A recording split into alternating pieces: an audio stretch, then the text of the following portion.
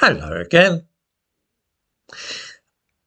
I'm sure that most viewers will be well aware that the massive rise in immigration, which has altered for all time the culture of Britain, began when Tony Blair became Prime Minister in 1997.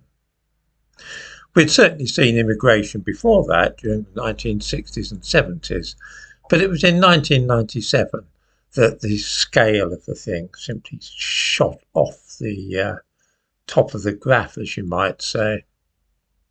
The country was deliberately flooded with huge numbers of immigrants from Africa and Asia, with results which many of us view as mainly negative and damaging to the fabric of the nation.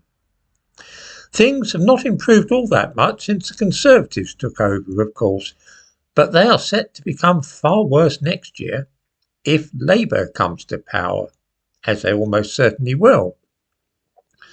Labour's plan is to join the European system as it relates to asylum seekers, claiming that this will enable us to start deporting failed asylum seekers back to Europe. This sounds all well and good, except of course that there is a sting in the tail. The whole practical aim of any government when it comes to illegal immigration to Britain should of course be to put a stop to it.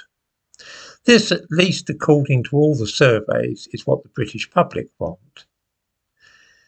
It's perfectly true that Rishi Sunak is failing miserably in this aim, but things could be much worse, as we shall find out when Labour come to power next year.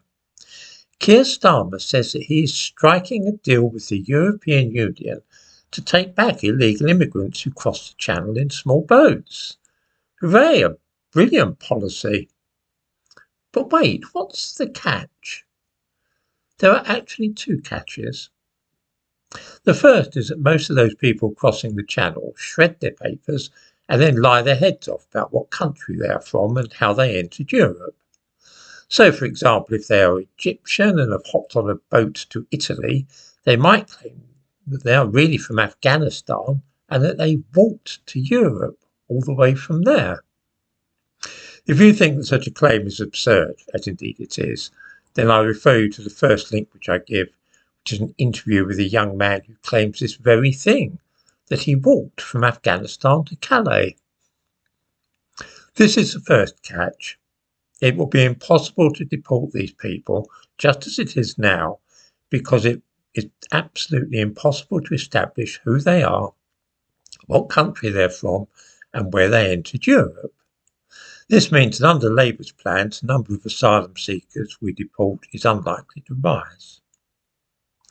The second catch is worse, because it means that we are guaranteed to get more asylum seekers.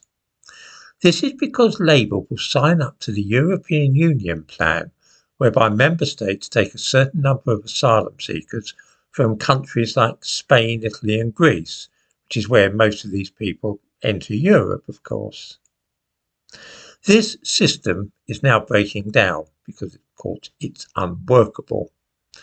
In the first 3 days of this week, 8,000 people in hundreds of small boats landed on the Italian island of Lampedusa.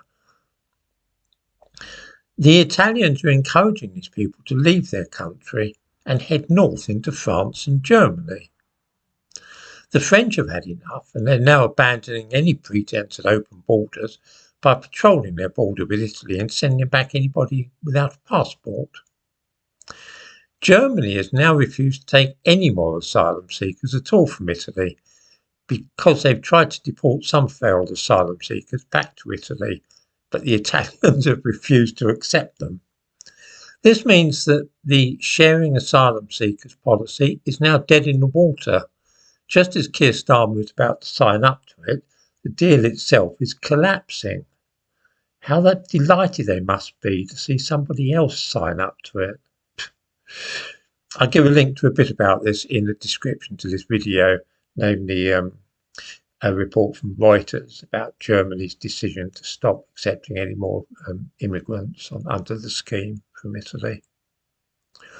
All of which means that when Labour gets in next year, they're likely to sign up to the European system for sharing asylum seekers, and this will mean Europe unloading as many as they can possibly manage on this country, since Germany and France won't take any more. We will also not be able to deport any back to the countries where they first entered the European Union, because those countries, Italy is a good example, are flatly refusing to take back any failed asylum seekers who entered their country first. All this means that when Labour gets in, the number of asylum seekers coming into Britain will immediately soar.